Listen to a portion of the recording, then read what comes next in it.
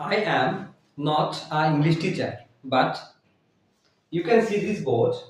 I bought this board 2 months ago. What did I buy this board? Because I will teach English.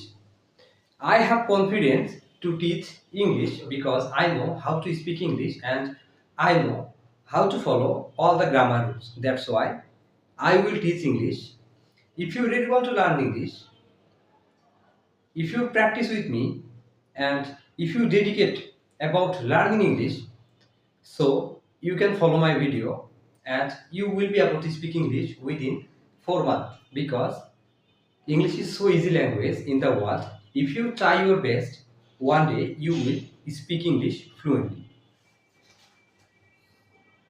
আজকের ক্লাসে আমরা শিখতে যাচ্ছি কিভাবে ইংরেজিতে সহজ কিছু বাক্য তৈরি করতে হয়। যেমন আমি যদি বলি যে আমার একটা গাড়ি আছে, তার দুইটা বাড়ি আছে এবং আমার একটা ফোন আছে।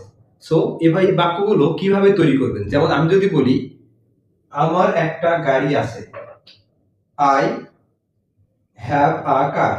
আই হ্যাভ আ কার, আমার একটা গাড়ি আছে। এরপর বলতে পারেন তার দুইটা বাড়ি আছে, তার দুইটা বাড়ি আছে। হি হ্যাজ আ হাউস, তার দুইটা বাড়ি আছে। হি হ্যাজ টু হাউস, তার দুইটা বাড়ি আছে।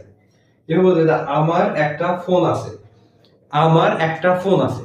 I have a phone.